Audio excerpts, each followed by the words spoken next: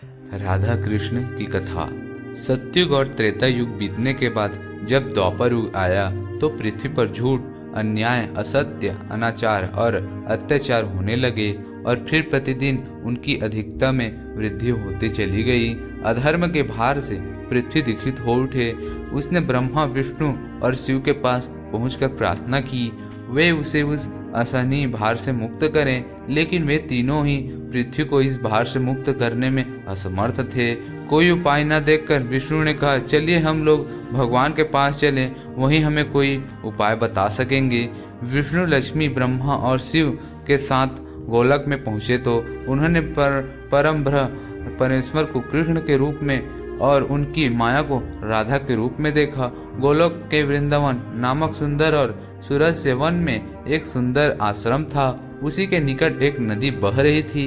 विष्णु ने परम ब्रह्म परमेश्वर को भी पृथ्वी के दुखी के कथा को सुनाई दिया तो उन्होंने कहा, मैं पृथ्वी के दुख से परिचित हूँ।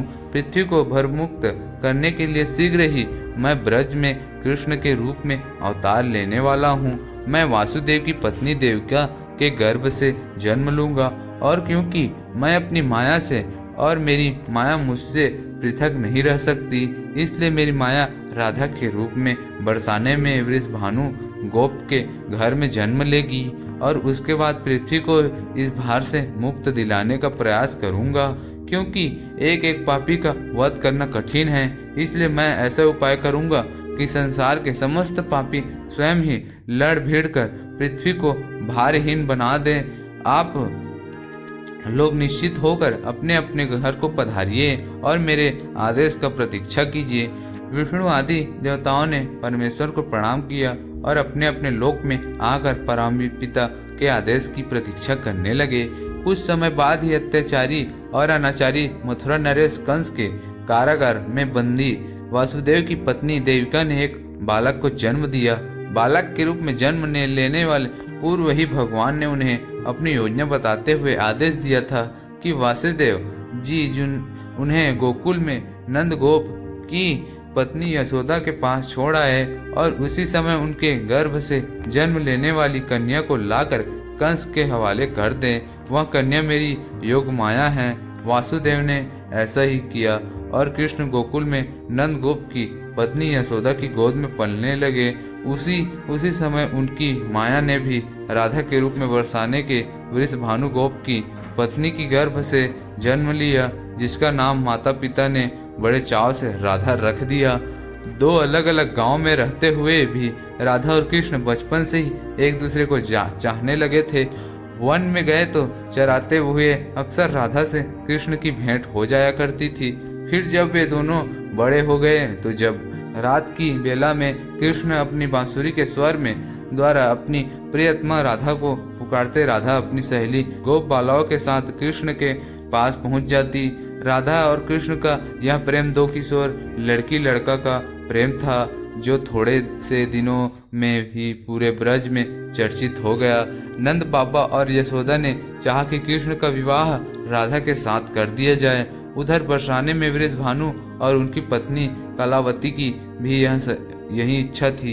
एक शुभ दिन देखकर राधा और कृष्ण की सगाई कर दी गई।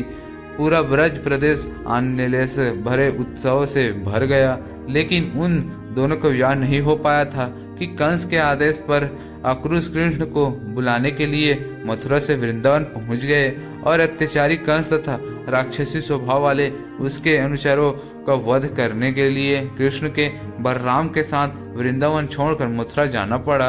और मथुरा में कंस आदि का वध करने के बाद मथुरा राज्य की सुरक्षा उत्तरदायित्व ने कृष्ण को इतना उलझा दिया कि चाहकर भी वृंदावन नहीं जा सके। अपने जामाता कंस के वध का बदला लेने के लिए उसके ससुर जरासंध ने अपने विशाल सेना के साथ मथुरा को घेर लिया, लेकिन कृष्ण और बलराम ने अपने पराक्रम से जरासंध और उसकी विशाल सेना को पीड़ दिखाकर भागने पर विवश कर दिया। लेकिन जरासंध पराजित होकर भी शांत नहीं बैठा। उसके कई बार मथुरा पर आक्रमण किए। मथुरा एक छोटा सा राज्य था। मथुरा नगर को सुरक्षित स्थान पर नहीं बसाया गया था।